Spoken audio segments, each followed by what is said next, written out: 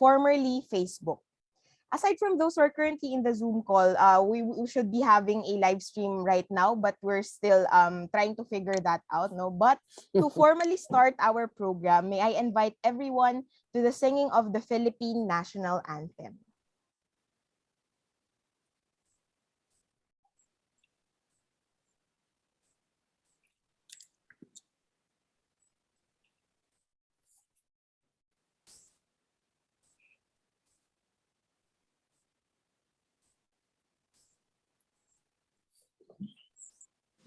Mga kababayan, ang pambansang awit ng Pilipinas.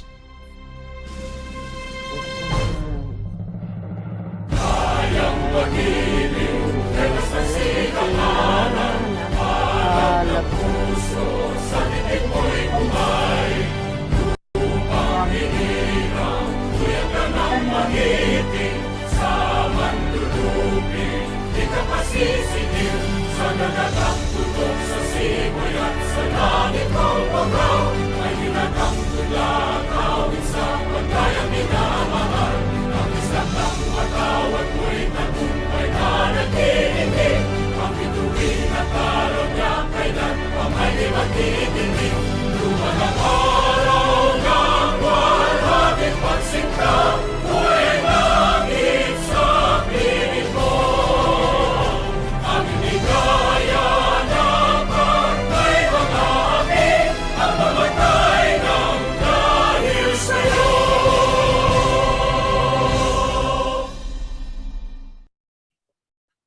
Thank you very much, everyone.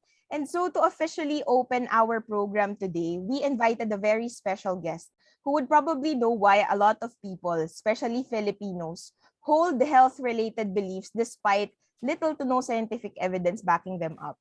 He is a medical anthropologist who has a degree in veterinary medicine from the University of the Philippines, a master's degree in anthropology from Texas A&M University, and a doctorate in medical anthropology from the University of Amsterdam. He has also served in both the Department of Health and the World Health Organization, and has been consultant for UNICEF and the European Union, among others. He was also the chancellor of the University of the Philippines Diliman from 2014 to 2020. He is currently a professor at the Department of Anthropology, College of Social Sciences and Philosophy, UP Diliman. Everyone, please welcome Dr. Michael Tan for his opening message.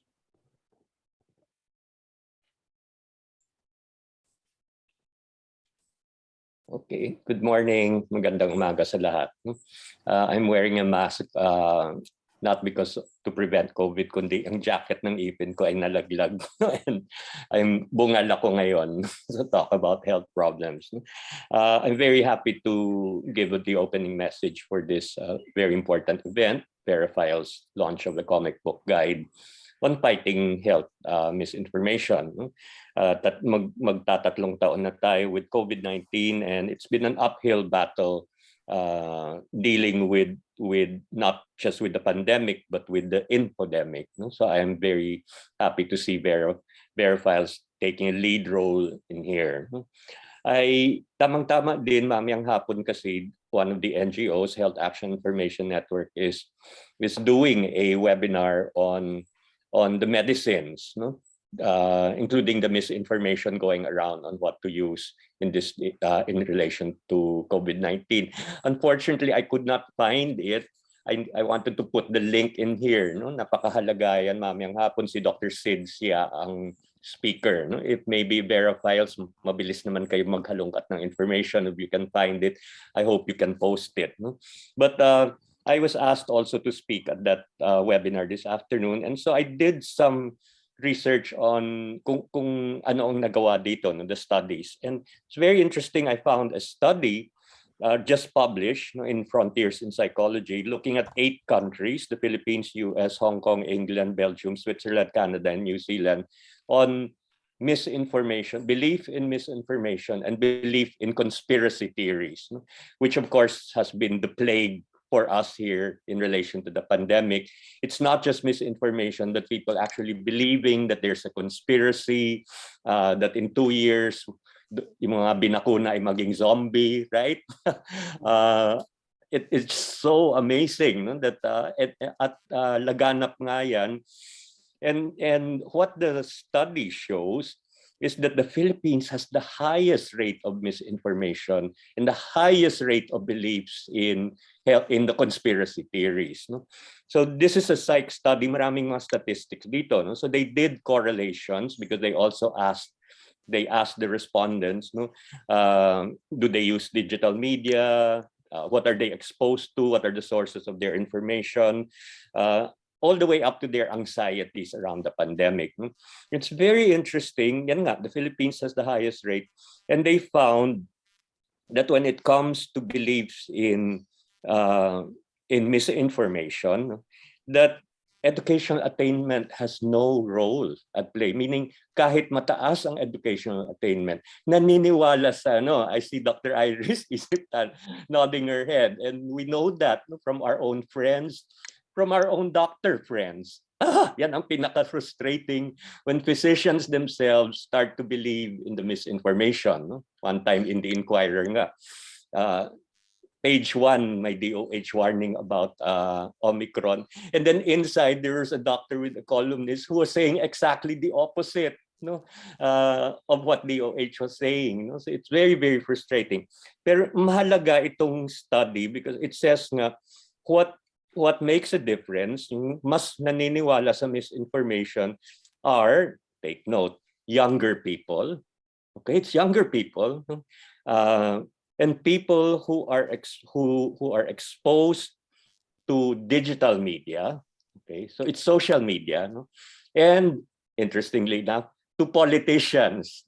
So politicians play a very important role in propagating misinformation. I looked up the country data. So for the Philippines, this is very, very clear. In fact, in their write-up, they also pointed out that the Philippines is particularly difficult because it's a highly polarized nation right now. Aray, we know that. And therefore, the politics also separates us, that our lack of trust is also because of the polarization. And I'm looking it up here. So it's younger people. It's younger people. It's males who tend to believe more the misinformation than females. Mabuhay ang kababaihan at magsalita. So is there hope here? So they pointed out, their studies, they found a correlation. Those who depend on health professionals for their information tend not to believe in the misinformation as much. Although I wanted to add there, depends on which health professionals they're talking to. But there's hope. And this is why I've been pushing, for example, the Philippine Society for Microbiology and Infectious Diseases na they have very, very good information on their website, pero parang hindi alam ng mga tao. How do we get it out to people that if you need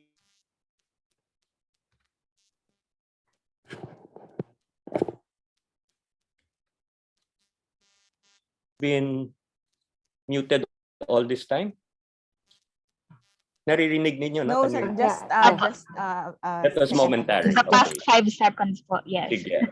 Okay. So I hope the other medical associations and the nursing association, all the other professional associations, dapat lumakas ang boses ninyo to say, this is not true.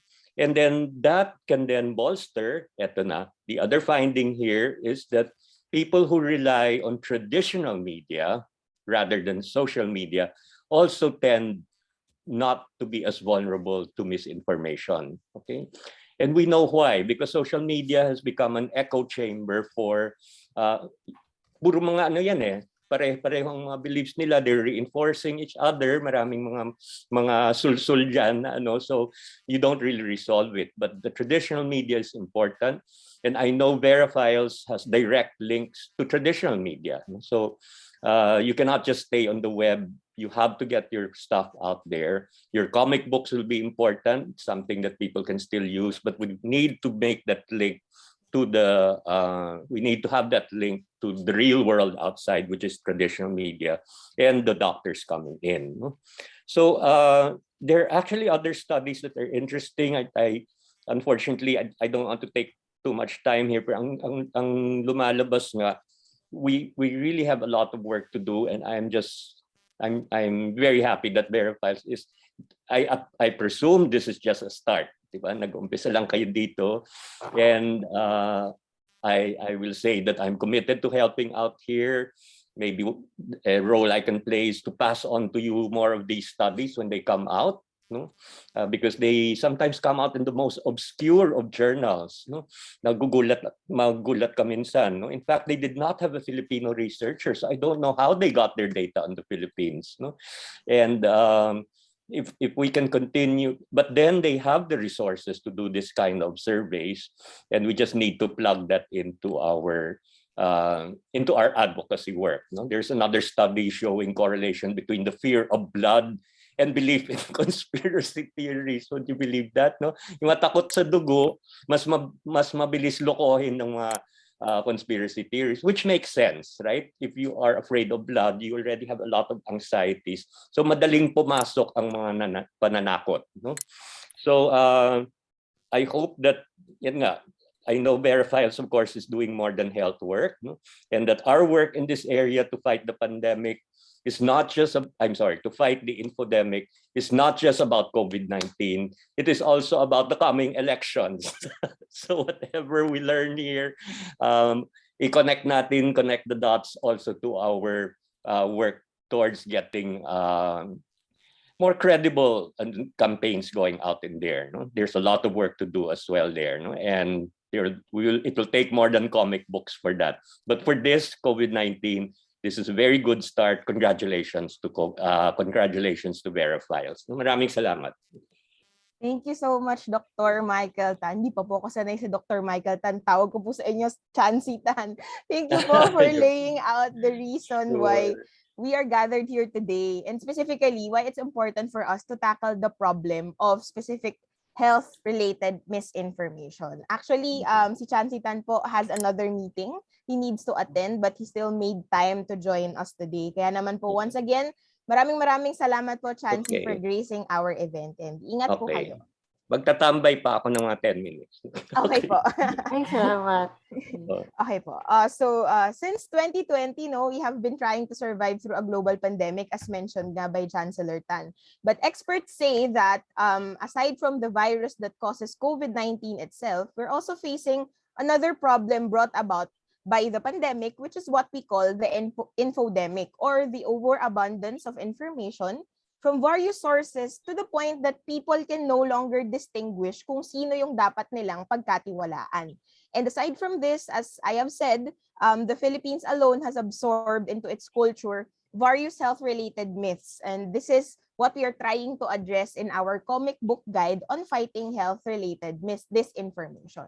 At this point, allow me to acknowledge the presence of different organizations who helped us actualize the comic book guide on fighting health misinformation, which we are launching today. We have representatives from the Department of Health, Philippine Institute of Traditional and Alternative Healthcare, or PITAC, Epimetrics, Likhaan Center for Women's Health, Philippine Foundation for Vaccination, and the Pediatric Infectious Disease Society of the Philippines. Our many thanks to all of you for making room in your busy schedules to be with us today. To welcome us to today's launch of our comic book guide, let me call on Ma'am Ellen Tordesillas, President of VERA Files, for her welcome remarks. Ma'am Ellen? Magandang umaga sa lahat. Maraming salamat, Dr. Tan. Alam ko, maraming salamat namin at pinagbigyan niyo yung invitasyon namin, although alam ko may conflict yung schedule mo. And maraming salamat doon sa iyong very interesting and challenging message. So, talagang tamang-tama talaga na yung interesado kami dun sa link nung study. So, sana mas patama yung sinasabi mo na dapat start lang ito. So, and I'd like to welcome everybody. Yeah, so kami sa VERA Files, we try as much as we can to produce articles which have value to the public. Kaya we don't do kasi breaking news, we focus on in-depth articles. Yung totoo at yung may kabuluhan. So, kaakibat sa pagsulat ng mga artikulong may kabuluhan, ang isang challenge para sa amin ay paano namin ito gawin na interesante sa mga mambabasa. So, how can we make our stories interesting to the readers? So, naisip namin itong comics.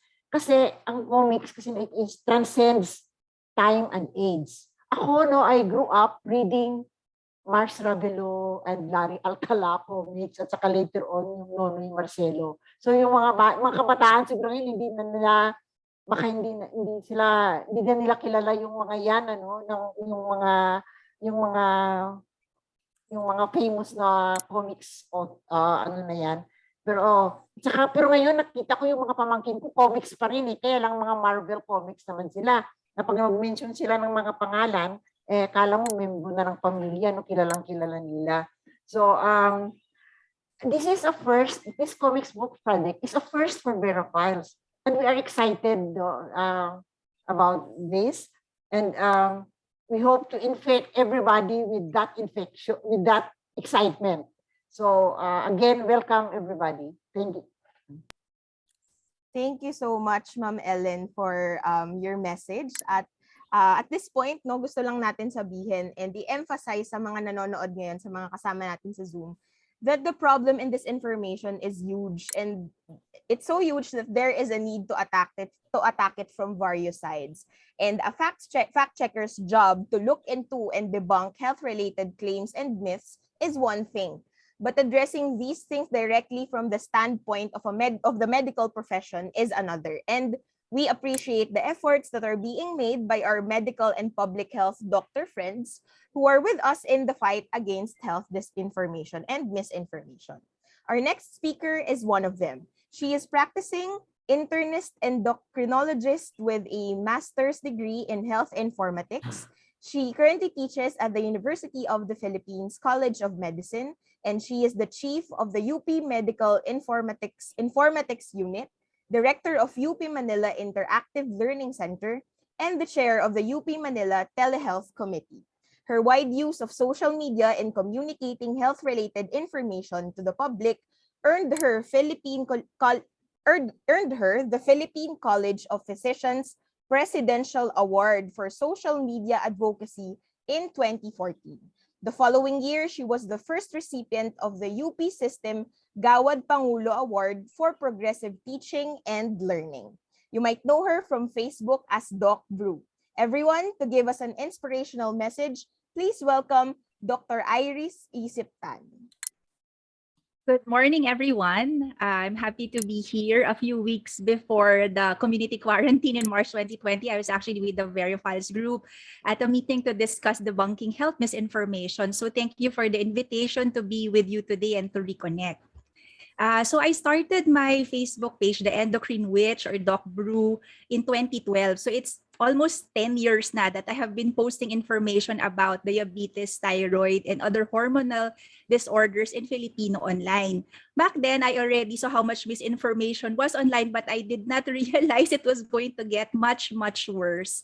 And in February 2020, I really felt it when Dr. Tedros said we're not just fighting an epidemic, we're fighting an infodemic. And 2 years hence, we're still fighting the infodemic. The COVID-19 pandemic is the first pandemic in the era of social media, but I'm afraid that it won't be the last. Imagine a wedding cake with 4 tiers or layers. The widest layer is at the bottom and the narrowest layer is at the top. Gunther Eisenbach, who's an health informatics specialist, said, if you look at this wedding cake, imagine it to be the information cake model, where the top layer of the cake, the narrowest, is science. The next layer is policy and practice. And then the third layer is news media. And the widest layer at the bottom is social media. The size of the layers will be proportional to the amount of information generated in that layer. Now, sad to say, the infodemic has struck all layers, even the science layer. We have seen high-profile retractions of scientific papers, and we have preprints that do not pass the muster at the peer review and therefore never get published, but are widely available online for anyone to read. So when you look at the cake, Gunther Eisenbach was saying that there will be information flows across the layers and there will be knowledge translation and interpretation. He contends that in the process of translation, this is where information can become misinformation, either through misunderstanding, selective reporting, or undue influence of politics or commercial interests. So to quote from an article I read from the US National Academy of Science, health communication during the pandemic is strongly influenced and often conducted by politicians, and that politicians are motivated by myopic goals and may prioritize short-term successes compared with building trust for the next health crisis. End quote. So within this information cake layers, there will be a spectrum of information from raw to trustworthy. So the refinement of the information happens maybe through fact-checking, as VERA Files has been doing, or for us in the medical field through peer review. But I find that what has been really challenging in the pandemic is when a journalist asks a question, and then the answer is, I don't know.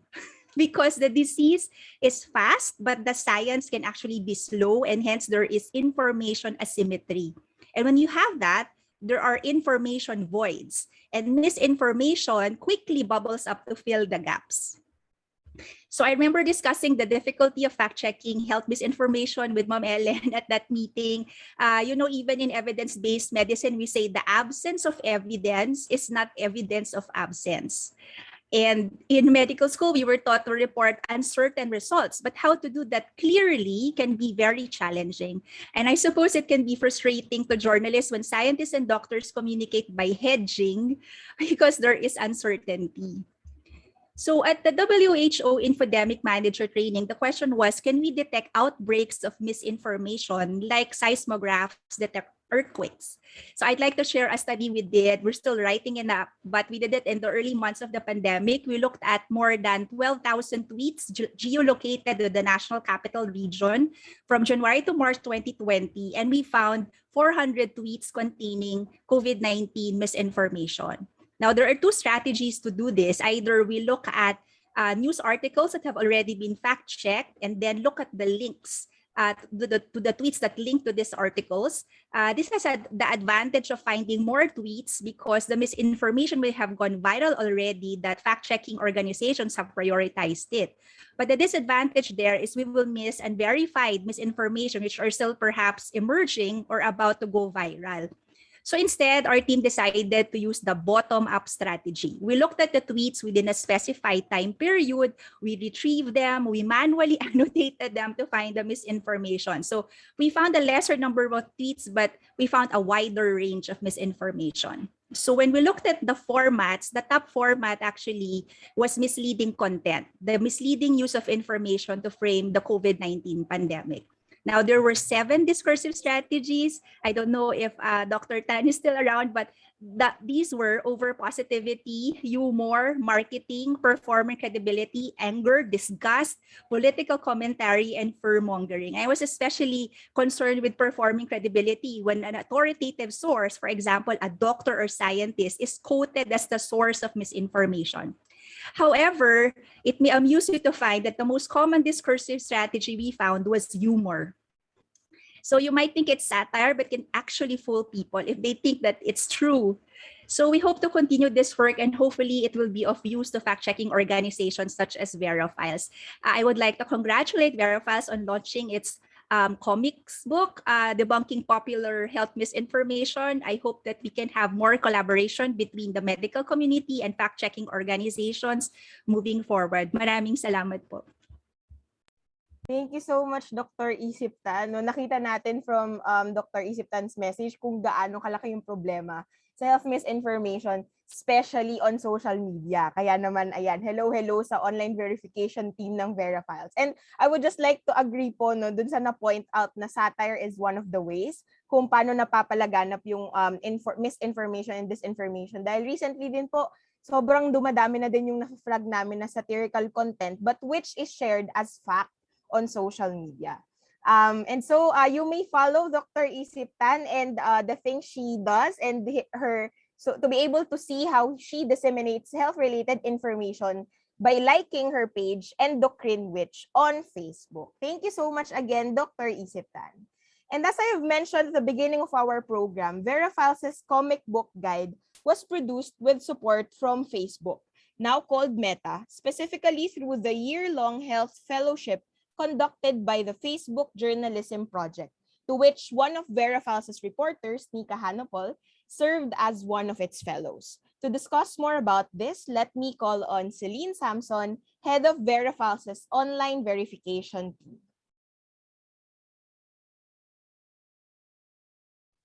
Ayan, isang magandang umaga po sa ating lahat sa nasa Zoom room na ito at pati sa halos 400 people na nanonood ngayon sa Facebook. Isang magandang umaga po ulit. I know na kadalasan po it's education that is called the great equalizer, but I think we can also say that health is also a great equalizer because it affects all and excludes nobody. But the sad reality is, hindi lahat alam po kung saan pwedeng kumuha ng credible health information or hindi rin lahat may access doon. And when people fall for the wrong health information, it's not just a matter of getting misinformed, it affects real lives. For example, a person may have avoided getting a pedicure because of a Facebook post that claims yung HIV raw transmissible through nail care tools. For the record, we fact-checked this in 2018, and the WHO said that the threat is almost non-existent. Another person may have avoided eating pancit canton, thinking that it has wax that causes cancer. Or another person may have followed advice that circulated on Facebook that using semen semen can be used as an alternative to hand sanitizer. Again, these are both claims that truly circulated on Facebook, but it was false and fact-checked by VERA Files in 2020. And more notoriously, we have also seen the effects of vaccine misinformation that has made its way into affecting the public's confidence in getting inoculated. Whether it's against COVID or dengue or tetanus and several other sicknesses. The comic book that we are launching today, titled Teka Muna, Tama ba yan? Is a result of an alarming observation that health misinformation is incredibly popular in the Philippines, even before the COVID-19 pandemic. With cancer being one of the top killers in the country, it would not be difficult to come across a post on Facebook or in any other social media platform that peddles a certain plant or a homemade concoction, yung mga ginagawa raw na inumin, to cure it. We certainly have encountered them since starting our fact-checking partnership with Meta in 2018. And the reasons for publishing these cures are not always nefarious. Other times, people have a false sense of security, thinking that a homemade drink cures them of an illness. However, it turns out it just relieves some symptoms. Other times, remedies for some illnesses are wrongly thought to be applicable to other illnesses. And sometimes, people simply are just in search of hope, and they are willing to try everything to cure them of whatever ailment they are experiencing. And this is where the importance of correcting information comes in.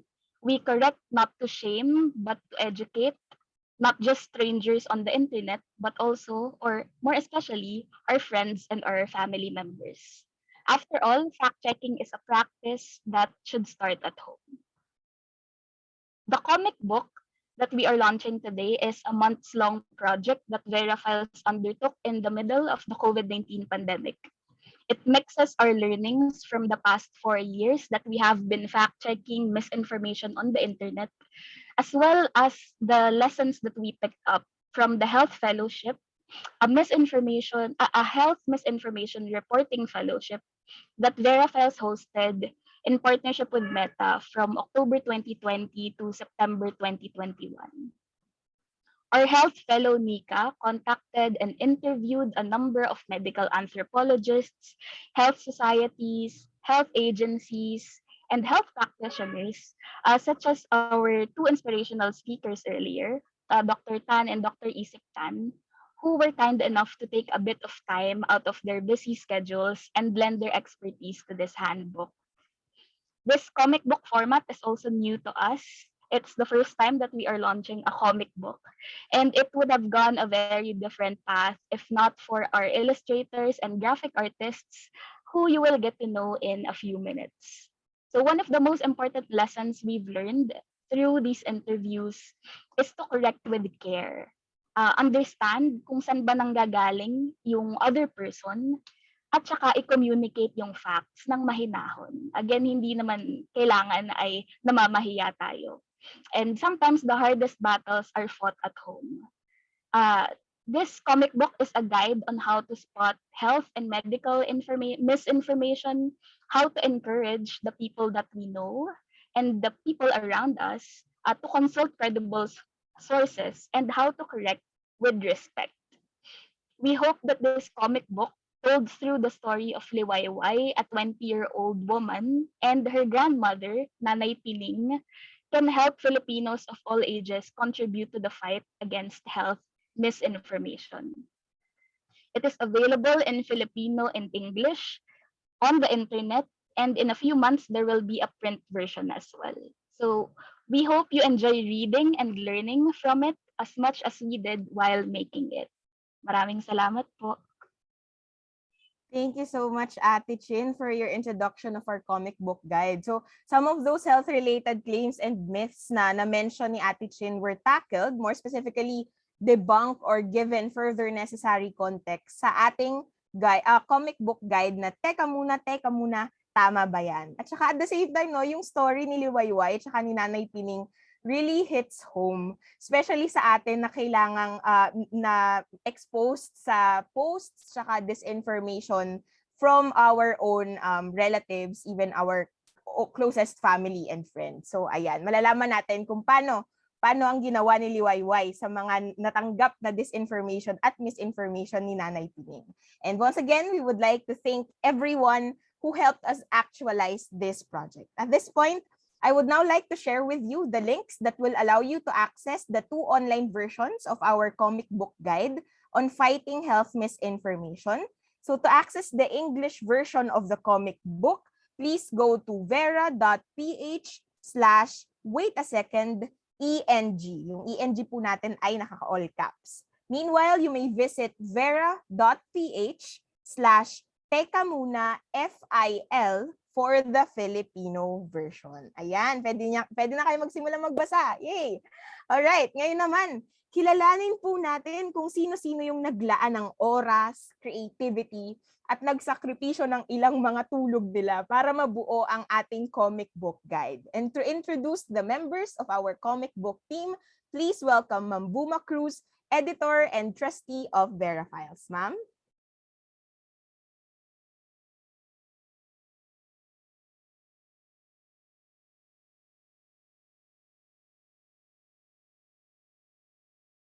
Ma'am, I think you're muted po. Yeah, siguro. Oh, yes. Naka-unmute nga ako. Sorry for that. Okay, sabi ni Mary, magbasa na raw kayo. Pero wag muna. Teka muna. Wag muna kayo magbasa. Kilalanin niyo muna ang mga nagsunog ng kilay behind this comic book. Okay. The first one would be Nika Hanopol.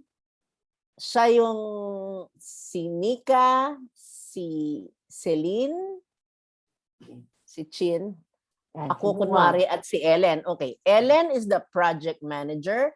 Si Nika at si Celine ang talagang mas maraming ginugol na panahon para sa comics. Okay.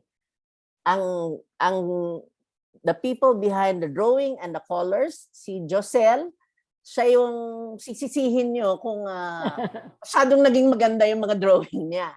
Si AJ Bernardo at si Aaron Galsote, they're behind the colors, the very colorful drawings of Joselle. And we want to extend special thanks to Rob Cham. Si Rob ang una naming nakausap pero hindi natuloy na siya ang mag-illustrate ng comics. But siya yung naging tulay namin kay Joselle at sa publishing houses na magpa-publish nitong ating comics. At si Alex Cruz ay tumulong din kay Joselle. So, kung may mga reklamo kayo, itong mga taong ito ang dapat yung sisiin. No, it's a joke, but medyo ilang buwan din naman inabot itong comics na to. And it's Nika, Chin, Josel and his group na talagang maraming ibinuhos na oras dito. I hope you all enjoy reading the comics. Salamat po.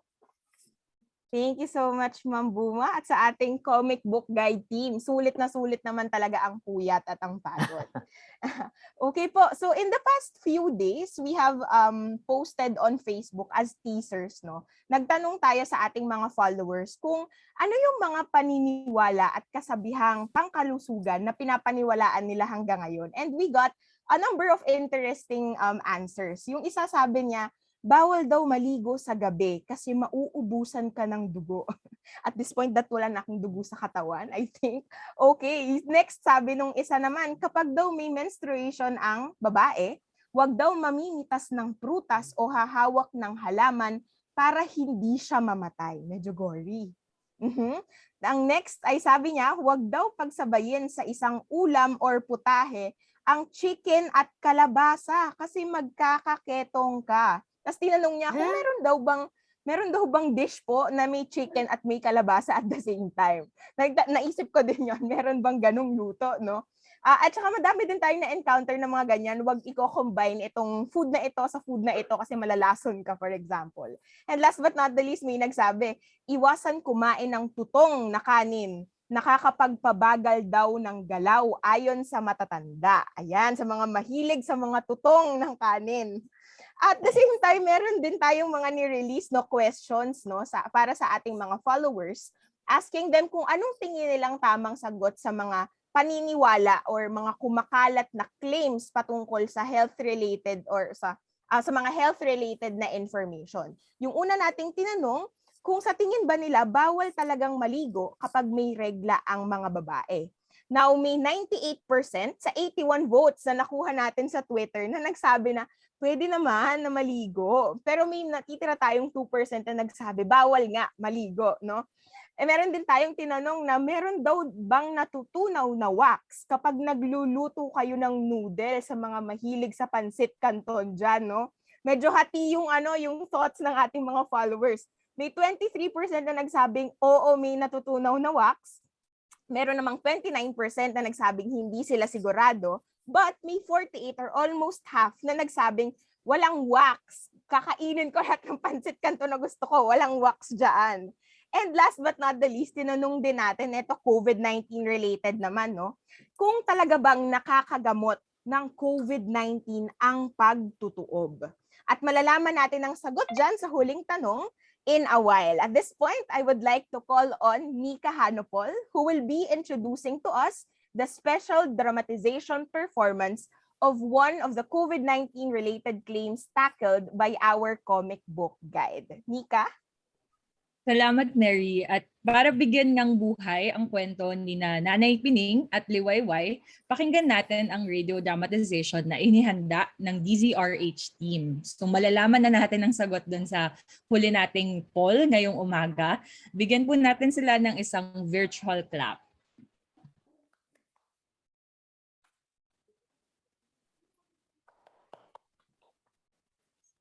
Samahan natin ang 20 taong gulang na si Liwayway at ang kanyang lola na si Nanay Pining sa kanilang paglalakbay para kalabanin ang misinformation tungkol sa mga lunas at bakuna sa COVID-19. Ngayon naman, itong mga amiga ko, ayaw talaga nila ito tungkol sa COVID vaccine. Ay, bakit naman? Ay, mas delikado kasi ata ang mga bakuna ngayon. Nay, vaccinated na ba kayo? Hindi pa. Nay! Ha. Ay, katulad itong mga nagdadatingang mensahe sa cellphone ko. Oh, I take COVID very seriously, kaya nga ang dami kong fina-follow na health pages sa Facebook. Pag matanda ka na, you can't be too careful with your health. Oh, example, nabasa mo na ba ito? Pwede pala yung ganitong tuob sa COVID. Ano po yan, nanay? Ay, sandali. Padadala ko sa group chat natin. Ayan, naipadala ko na. Ito sabi ng mga doktor sa PGHO, gawin ang STEM week dahil pwedeng mamatay ang COVID sa pagtutuob dahil tinatanggal ng STEM yung virus sa ilong. Teka, sunod-sunod ang reply nila sa group chat natin ah. Teka, babasahin ko. Oh, ito po na yo. Sabi ni Ann, gumana nga rin sa akin yan, ditche. Sabi naman ho ni Makmak, LOL. Ano yung LOL? Laugh out loud po. Ito naman, from Mami Tita, sabi niya, walang basis to laban sa COVID, sabi ng friend kong doktor. Si Joy Fonatanilla, may reply din. Sabi niya, yan ginagawa namin sa bahay pag may ubo o sipon. Kaso ho, duda ata si Chaminay. Ang tanong niya kay Joy, ay sino daw pong PGH doctor yan? At kilala ba daw yan ni Tito Doc? Kanino po ba galing yan? Payo na yan sa tuob, nanay. Yung amiga ko sa Australia. Sabi niya, mabisa talaga yung tuob eh. Naalala ko lang noon, nagtuob kami dati ng lolo sising mo sa inyong Tito Doc, lalo na nung kumalat yung SARS nung 2003. Gabi-gabi yan. Nakwento nga po ni Tito yan, nay. Pero... Oo, kukuha ka lang ng balde tapos pupunuin mo ng mainit na tubig. Tapos lalagyan mo ng asin o kaya Vicks Vaporub. Tapos magtataklob ka sa ulo mo ng tuwalya. Tatapat sa balde para malanghap yung singaw ng mga 10 minuto. Tapos, breathe in. Ay, pero, teka lang, nay. Ito po, kasi search ko lang sa internet Google. Hindi pa raw po pala napatutunayan na nakapapatay ng COVID ang tuob. Sabi ng pitak, totoo naman nakagiginhawa ito ng pakiramdam sa may sipon. Isa sa common na symptoms ng COVID-19. Pero kailangan pang pag-aralan kung may bisa talaga ito sa COVID-19 mismo. Kaya nanay, ito ang unang tip natin ngayong araw. Ay, teka muna. Tip number 1. Huwag maniwala kaagad sa forwarded messages na hindi klaro kung sino ang original na source ng impormasyon. Kung hindi ka sigurado na tama ang impormasyon mo, iwasang mag-share pa sa ibang tao para hindi na ito kumalat. Ayan po, basahin nyo, nay. Ano yung petak na yan? Pitak po, nay. Sila ang otoridad sa pagsasaliksik at paggawa ng guidelines sa tradisyonal at alternatibong healthcare sa bansa. Kailangan maingat sa ganitong message. Mabuti naman at aaralin nila yung tuob. Nice. Ayan, and that was a glimpse of Liwayway and Samahan Nanay as they navigate through various health-related claims at saka mga myths. At para malaman ninyo ang buong kwento ni Liwayway at ni Nanay Pining, make sure to check out the online copies of our comic book guide. You may access our online comic book guide via, the links we shared earlier o di kaya naman sa pamamagitan ng pagpunta sa website na tapas.io. Balik tayo doon sa kanina. Ayan. Punta kayo sa website na tapas.io. Tapos, i-search nyo lang ang VERA Files at may lalabas na account namin. I-click nyo yung account na iyon at ayan. Nandoon na sa account namin yung links para sa 2 version ng ating comic book guide. O di kaya naman po, okay, so ayan po yung Filipino at saka po yung English. There you go. O di kaya naman po, pwede nyo rin pong ma-access ang links na ito kapag pumunta kayo directly sa aming website. Next slide, please. There you go. Just go to verafiles.org and then i-click nyo po yung learning corner na button sa top right corner ng inyong screen kung ang gamit ninyo ay laptop at desktop. At makikita ninyo nyo na sa pag-scroll nyo pababa yung mga links sa ating comic book guide, Filipino and the English version. So, open nyo lang yan and i-redirect kayo ulit sa Tapas website. There you go. Okay, and yung English version naman natin, ayan. Lastly, pwede nyo din ma-access ang ating comics through our mobile phones. Pumunta lang po ulit tayo sa VERA Files website gamit ang ating respective browsers na gamit sa inyong mga phones. O di kaya naman i-install ang Tapas mobile application at hanapin doon ang account ng VERA Files para makita ang ating comics. Alright.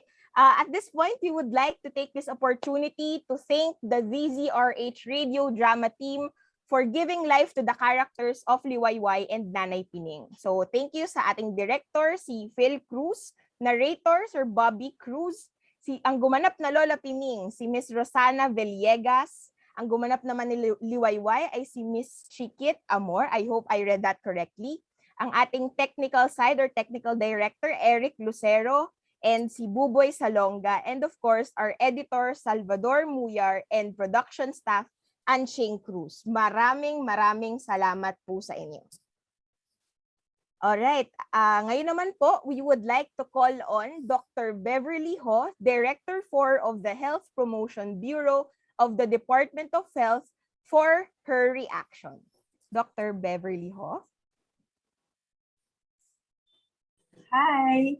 I couldn't seem to open my video. It's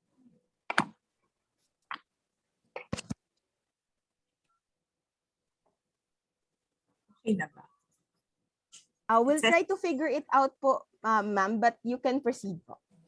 Okay, thank you. First of all, congratulations to the team, VERA Files team, for this very timely and really critical product that you're launching today.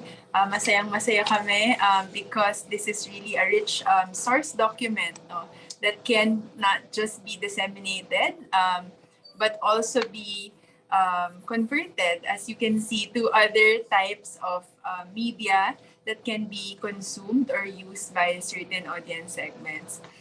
We do know that in this time of infodemic, as mentioned by Sir Mike and Ma'am Iris, we do know also that certain interventions are fit for certain population groups, no, and largely because in general, no, government. Dr. Ho, you can open your cam na po. Thank you po. Okay. Like government resources make our efforts also pretty limited, and this is why partnership is such an important aspect of the work that we do.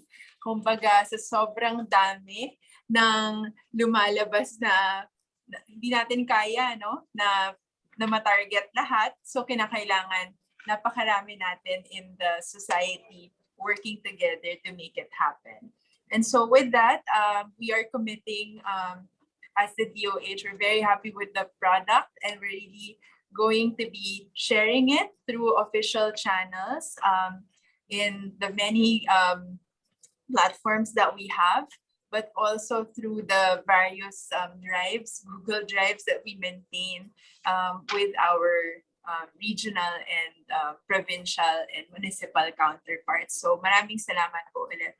I guess at this point, I'd also just like to say that when we talk about health promotion, we have started to introduce the concept that it goes beyond just providing information and expecting that when you provide information, people will follow it. So the environment also has to be enabling. So in the same way that you want people to bike or walk to work, then you have to make sure the roads are safe, right? So siguro this is also the time to appeal to our platform owners, no? There can be more and more of us who would want to keep doing this, no? Pero kumbaga overwhelming, no, yung production, overwhelming yung nangyayaring misinformation driven, whether advertently or inadvertently by the platforms, no? Something has to be done on this. For example, in chat groups lang, di ba? There's actually no way, no, for partners, for these platform owners to tell us, ano na ba yung reach nito? Ilan na ba nakakita nito? Saan na ba ito naipasa? No? So, very limited yung kayang magawa except if it's like, you know, a message coming from a verified group, right? So, if this is the case, kumbaga sa public health, meron kaming tinatawag na how do you get people to well? How do you make people well? Only to bring them back to the conditions that made them sick in the first place. No? So I think this is all really laudable effort from various parts of the society, including VERA Files. But I think this is also the time to ask the platform owners, what is the big contribution? What is the big shift that needs to happen? Because otherwise, the platforms are really breeding ground for misinformation, and something has to be done about it. We sa DOH, we do send flag articles to us. Si Nika, nagme-message din yan sa amin kung merong nakitang misinformation. And we officially write to the platforms. Some will respond pretty fast. Some take some time to reply and say they will take it down. At times, they will say, no, that's the channel of XYZ. They're supposed to be responsible for it. So yung level of, I guess, accountability also varies among the platforms. And I just want to put it out there in this group of, I would suppose, we're all, I guess, misinformation weary group, and truth seekers din tayo and truth promoters dito, no? So, importante yun na aspect, because the enabling environment, if it's not there, parang patay lang tayo ng patay ng fire, pero yung source ng fire, wala talaga tayong nagagawa. So, just going back, allow me to congratulate once again the team behind VERA Files.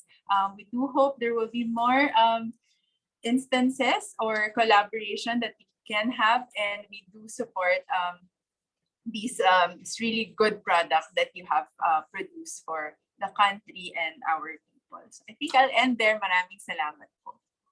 Thank you so much, Dr. Beverly Ho, for your kind words and inspiring words, and for emphasizing po, no, the importance talaga of collaboration sa pagtackle natin ng health-related mis and disinformation. And we're also glad, it's our pleasure to contribute to the Department of Health's promotion of factual and of factual health-related information. And as I've said earlier, this project won't be possible if not for the support of various organizations who are with us in tackling widespread health misinformation, one of which is MIDAN, a global technology nonprofit organization whose initiatives strengthen global journalism, digital literacy, and accessibility of information for the world. To give us a short message, please welcome Shalini Joshi, Midan's Program Director for the Asia-Pacific region. Hi, Shalini. Thank you for joining us. Hi, Marinette. Hello, everyone. Thank you for inviting Midan to this event.